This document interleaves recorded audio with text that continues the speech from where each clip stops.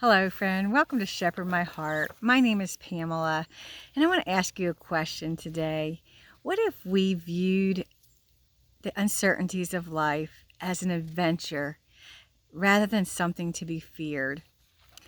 I love Psalm 18:31 through 35, and I'll read the ESV version. It says, "For who is God but the Lord? And who is a rock except our God? The God who equipped me with strength and made my way blameless. He made my feet like the feet of a deer and set me secure on the heights. He trains my hands for war so that my arms can bend a bow of bronze. You have given me the shield of your salvation, and your right hand supported me, and your gentleness made me great." I love this picture of how God invites us to follow him as we walk through life, and that it's he who trains us and teaches us how to do these things. As a loving father, it says one who is our rock, who is our Lord, and that he equips me and he makes my way blameless. I want to focus in on the verse that says, "He made my feet like the feet of a deer and set me on secure heights." A hind is a female deer, specifically a red deer, and that this deer is known for grace, gentleness, and agility. The stag is a male deer and often is seen as the leader or protector. In nature, a hind is very loyal to her stag. When the stag moves, the hind carefully watches his path and follows closely behind, especially through rugged or dangerous terrain. Deer have an incredible ability to navigate rocky, mountainous paths, and the hind will place her feet in the exact spots where the stag steps. This keeps her safe from slipping. This precise following is a natural instinct for survival and trust. What a picture of how we are called to follow Jesus. He is our stag that we are to follow. I love how it says that she follows in the exact spots where he steps, and that it keeps her from slipping. And Jesus invites us to that very thing, to step in his steps, because he is the one that is leading us, and he is the one that helps us to navigate those places where we're unsure, where we're fearful, where they're dark and slippery, that we don't have to rely on our own, but we are invited to follow him. The stag represents Jesus, our shepherd, our king.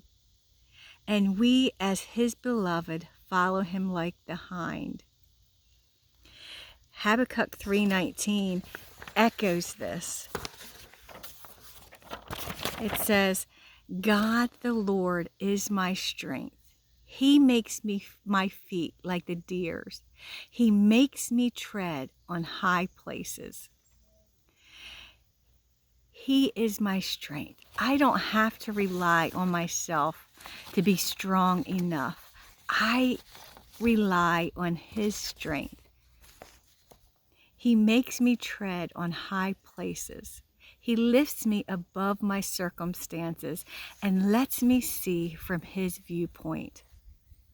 In both verses, the image of hind's feet speaks of sure-footedness in rocky places, confidence in high and difficult terrain, and a secure and steady walk because we are following our leader. And just like the hind trusts the stag and steps where he steps, we are invited to follow Jesus with that same devotion. It's when we step out of those steps that we begin to experience fear and anxiety and uncertainty. And we have to make that choice to step back into his steps.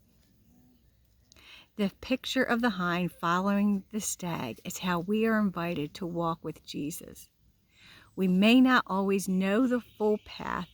Life gets uncertain and the terrain gets rocky. The climb feels steep. But Jesus, the one who goes before us, knows exactly where to place each step. If we keep our eyes on him, we can walk in confidence. I love how this image shows that we do not need to strive or force our way forward.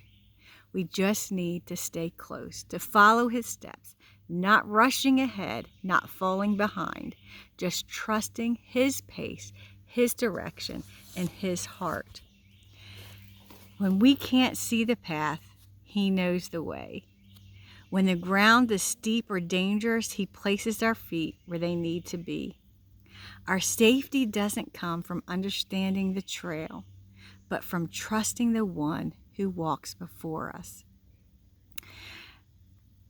I don't always get this right. And yesterday I had a time where I was just really struggling with some things that are going on in my life. I'm having some pain in my heel that's keeping me from doing the things that I want to do around here. And just some other things that were happening and trying to steal my joy and my peace. And I cried out to God, Jesus, why don't you come and meet me in this place? And yet, that's the wrong question. The question is, Jesus, how do I follow in your steps? How do I come and take the steps so that even though I don't know the path, I know that you are here and I know that you are leading me. It's okay to not always get it right. It's okay to sometimes be at the end of ourselves, because that's the very place that Jesus meets us. In our crying, we come to him knowing that he has our best interest at heart, and we don't always understand why we are where we are, and some things we will never understand. But one thing we can do is we can trust that he is with us, and he has invited us to step into his steps, to step onto the heights that look dangerous and scary. But if we will do it, if we will walk there, we will see from the heights. And it's such a better view from there. Following Jesus, like a hind follows her stag, means staying close to him, trusting his leadership even in uncertainty, aligning our steps with his word, moving at his pace, not rushing ahead or lagging behind, not being distracted by everything that's going on around me that takes my eyes off of him. It's so easy, just like Peter, when his eyes were on the wind that was keeping him in fear. He took his eyes off Jesus. And we so often allow our circumstances to take our eyes off Jesus. And Jesus invites us to look at our circumstances through his lens, not through our own understanding, because his ways are higher than our ways. And yet he comes where we are, and he invites us to follow him. The hind does not need to map the journey. She only needs to keep her eyes on the stag.